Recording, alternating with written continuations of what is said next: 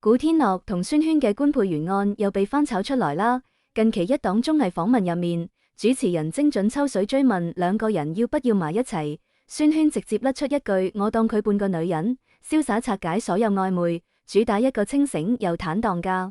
彈幕瞬間炸咗，合咗10幾年呢對 CP 嘅網民集體慘喊我嘅青春塌咗，合嘅官配始終都係兄弟，但當事人古天樂同孫軒就全程淡定到似睇透世事嘅老同事家，多年老友互動之間嘅鬆弛感，一啲都冇情侶之間嘅淥泥，反而充滿默契。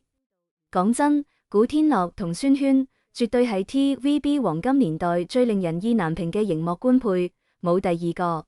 兩個人由1994年第一次合作開始，前後後一齊拍咗10幾套戲，《尋秦記》、《寵物情緣》、《刑事偵緝檔案》IV， 每套都係封神級嘅港劇，就算隔咗20-30年，豆瓣評分依然穩穩企喺8分以上，《尋秦記》仲衝到8.6分，成為無數80後、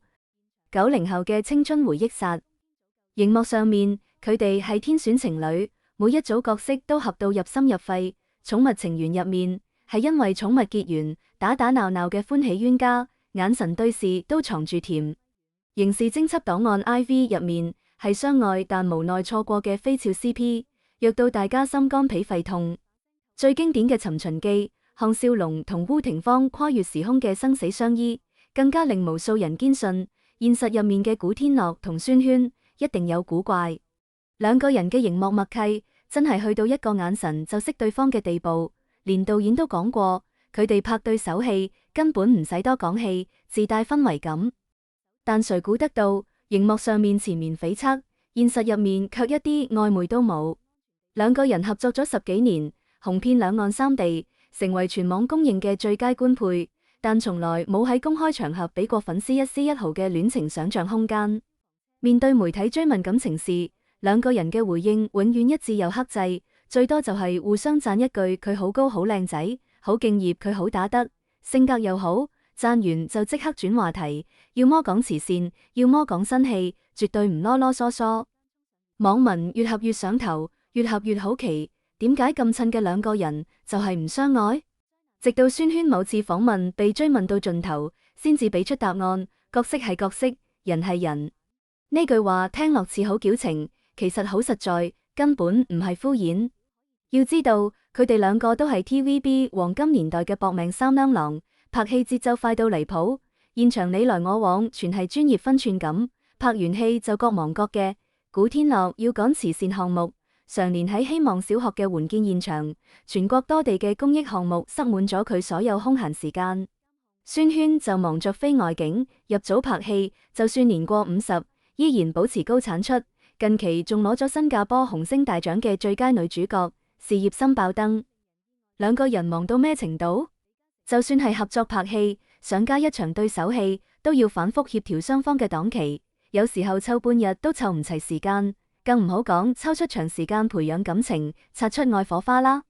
講白咗，佢哋之間有熒幕上嘅默契，有多年嘅情誼，就係冇愛情嘅緣分，亦都冇愛情嘅時間同空間。呢樣都就可以理解，點解佢哋咁多年一直堅持稱兄道妹，刻意同彼此劃清界線。街坊們都知道，娛樂圈嘅純友情有多難得，又有多容易被是非纏身，稍微同腔親密少少就會被傳緋聞，稍微多講兩句話就會被解讀成暗生情愫，幾多年老友，最後都被是非流言搞到漸行漸遠。而古天樂同孫軒明顯早就睇透咗呢一點，乾脆主動劃好界線，以兄弟相襯，省咗所有拉拉扯扯嘅麻煩，亦都守住咗兩個人跨越30年嘅戰友情。佢哋之間嘅相處從來都唔刻意營業。孫軒重返 TVB 發展嘅時候，古天樂主動幫佢牽線搭橋，介紹資源同經紀人。古天樂做慈善，孫軒亦都默默支持，就算唔公開站台，都會私下幫忙宣傳。兩個人同腔出席活動，唔使刻意避嫌，亦都唔使刻意炒 CP， 點舒服點來。呢份清醒同克制，喺八卦滿天飛、緋聞當道嘅娛樂圈，真係太罕見啦。隨着孫軒那句我當佢半個女人流出，網上瞬間分成兩大陣營，炒到炸開鍋，簡直比起追港劇仲熱鬧。第一派就係合糖塌房黨，大多係睇住佢哋作品長大嘅80後、90後，佢哋將熒幕上嘅美好愛情全部投射到現實入面，盼住兩個人可以將戲入面嘅緣分延續到戲外。其實古天樂同孫軒之所以可以保持咁多年嘅默契，但始終冇來電，同佢哋嘅性格、成長背景都有好大關係。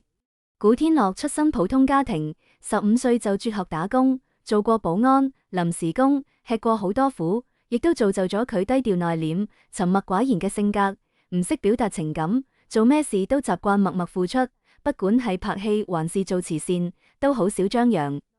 而孫軒就完全相反，佢家境優越，13歲就去英國留學，畢業於英國帝國理工大學，係娛樂圈少有的高學歷藝人，性格直爽開朗，有話直說，做事概念獨立，從來都唔會碌碌泥泥，面對唔中意嘅話題會直接拒絕，面對質疑亦都坦然回應。兩個人由1994年第一次合作《餐餐有餸家》開始，就一直係咁樣嘅相處模式，拍戲嘅時候默契十足，全力以赴，拍完戲就各自忙碌，互不打擾，偶爾聯繫都係講工作、講生活，冇一絲一毫嘅曖昧。性格上嘅互補令佢哋成為咗最好嘅合作夥伴同朋友，但亦都令佢哋之間始終少咗一絲愛情嘅火花。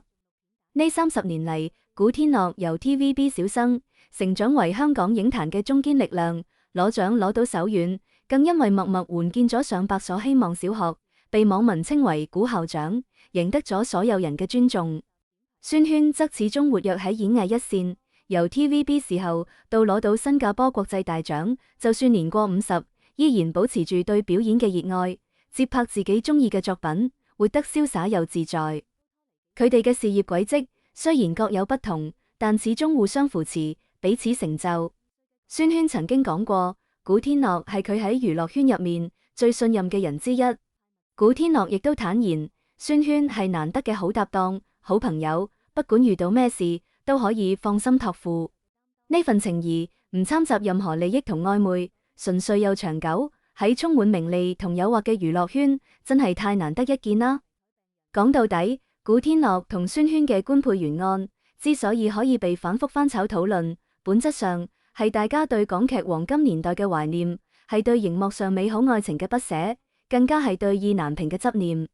我哋成日盼住熒幕上嘅圓滿可以喺現實入面延續，成日希望自己合嘅 CP 可以真係走到一齊，但現實始終唔係劇本，人與人之間嘅關係亦都遠比我哋想象嘅更複雜。愛情從來都唔係人際關係嘅唯一歸宿，長久嘅友情、家人般嘅溫暖同樣珍貴。古天樂同孫軒用30年嘅時間證明，真心唔一定都要開花結果。人生就好似港劇入面嘅留白，那些未講出口嘅曖昧、未實現嘅愛情，反而更可以打動人，亦都更可以成就長久嘅情感。